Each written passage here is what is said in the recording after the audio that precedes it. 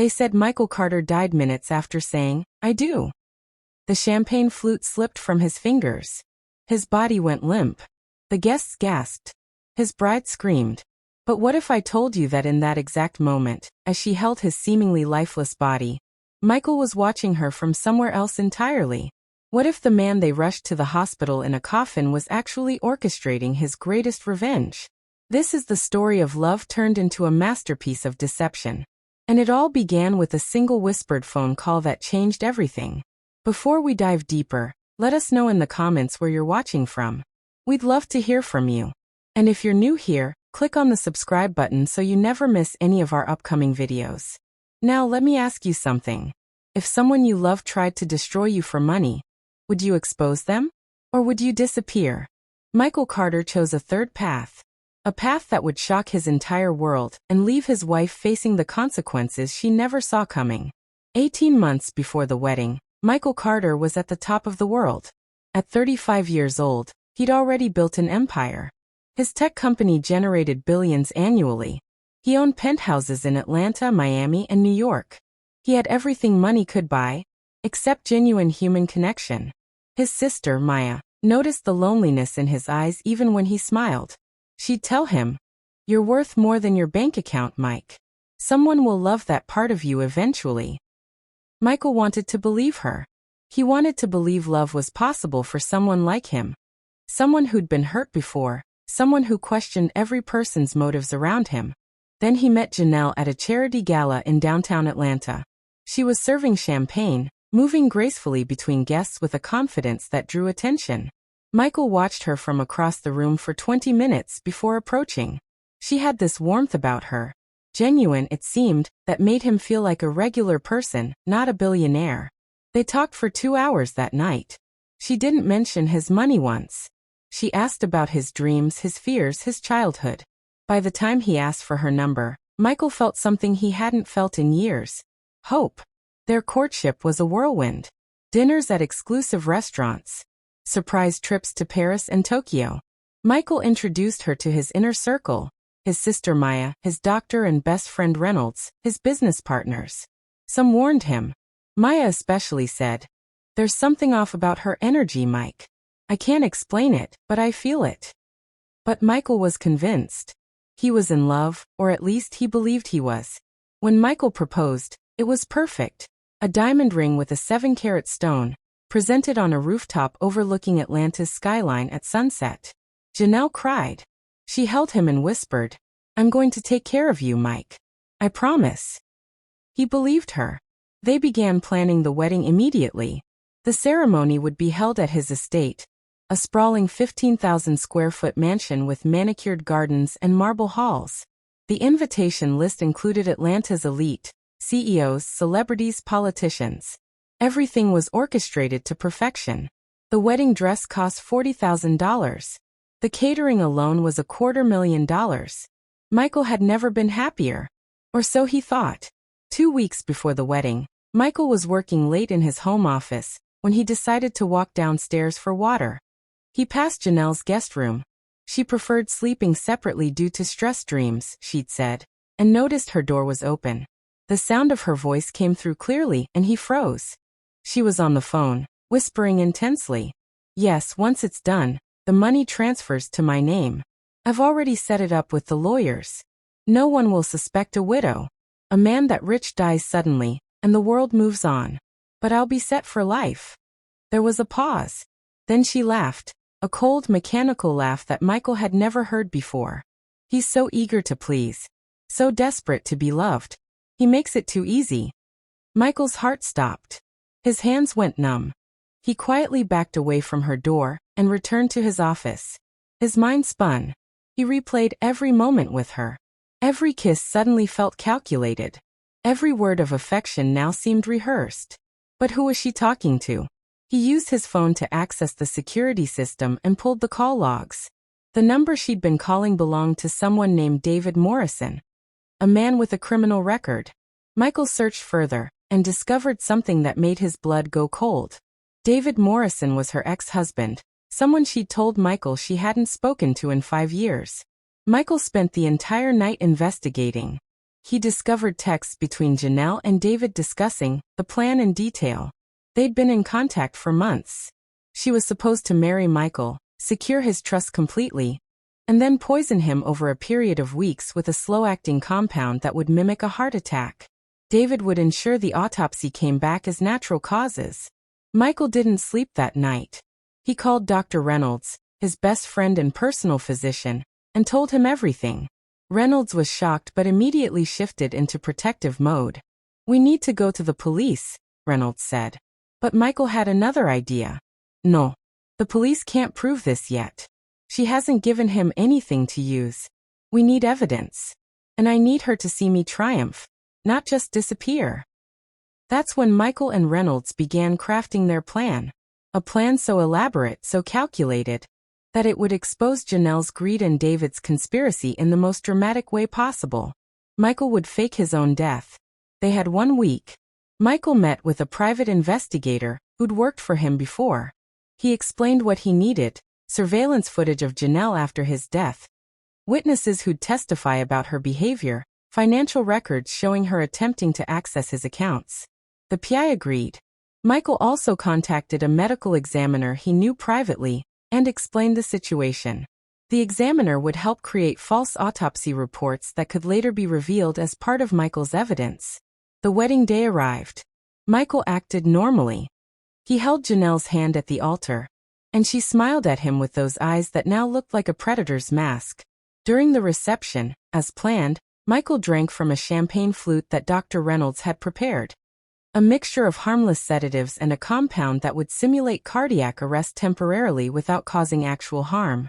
Within minutes, Michael collapsed.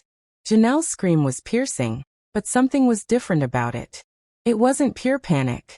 It was almost theatrical. She glanced toward the corner of the room where David Morrison stood, watching. Their eyes met for a fraction of a second before Michael's world went black. He was rushed to the hospital in an ambulance, his heart monitors showing dangerous patterns. The public announcement came within hours. Michael Carter, 35-year-old billionaire CEO, was pronounced dead on arrival. Massive coronary event. No warning signs. The doctors were baffled. The whole of Atlanta went into shock. Within 6 hours, news of his death had spread nationally. Major news outlets reported it. Tributes poured in. His business was in chaos.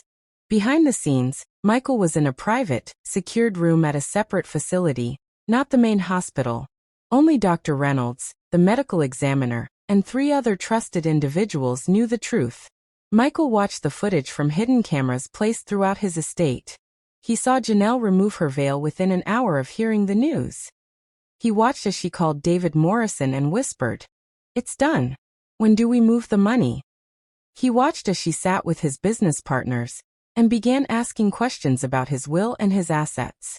He watched as she smiled, genuinely smiled, for the first time since the wedding began. She wasn't grieving. She was celebrating. For 3 weeks, Michael remained hidden. He watched his own funeral from a secure location, via private camera feeds. He saw his sister Maya break down in tears at the grave. He saw his mother, his extended family, all drowning in sorrow. His heart ached watching Maya, but he knew this had to happen. He needed Janelle to reveal her true nature completely. Over those 3 weeks, Janelle attempted to access all of Michael's accounts. She tried to liquidate his investments. She met multiple times with David Morrison, planning their escape to Brazil. She even began dating another man, a wealthy businessman, just days after Michael's funeral. The private investigators documented everything. Every conversation. Every transaction. Every lie. Detective Harris, the detective assigned to Michael's case, began noticing inconsistencies. The toxicology report seemed off. The autopsy results didn't align perfectly with the condition of the body. She started asking questions. But Dr. Reynolds had covered their tracks well. The evidence was airtight for the natural death narrative. Harris couldn't prove anything, but her instincts told her something wasn't right. That's when Michael decided it was time. He had enough evidence to destroy Janelle and David completely. He had bank records showing her attempting wire transfers in his name.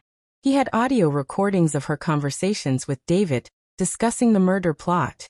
He had video footage of her laughing about her new wealth. He had everything he needed to expose her. Michael arranged for the revelation to happen at Atlanta's Grand Ballroom during a memorial gala organized by Atlanta's business elite in his honor. Janelle had invited herself to the event, wearing a black designer dress that probably cost $50,000, money she assumed would soon be hers.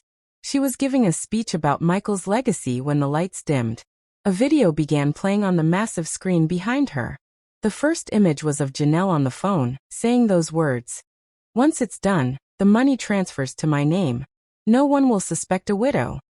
The gasps from the audience were immediate. Janelle's face went white. The video continued, showing her with David Morrison, laughing about Michael's death, showing her attempting to drain his accounts. Then the doors to the ballroom opened. Michael walked in alive. The entire room erupted in chaos. Some people fainted. Some screamed.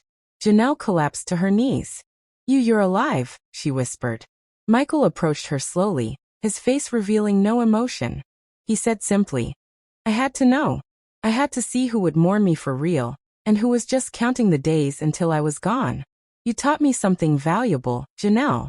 You taught me that love is worth protecting, even if it means protecting it from people who look like angels." Detective Harris, who was present at the gala as a guest, immediately arrested both Janelle and David Morrison. Evidence was presented. Charges were filed.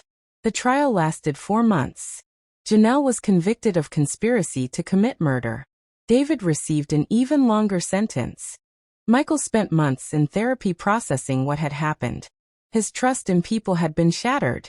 But slowly he began to rebuild himself.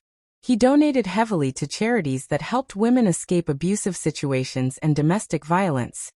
In honor of his brief marriage that had been an abuse of trust, he stepped back from public life for a time, reconnecting with his sister Maya and his mother.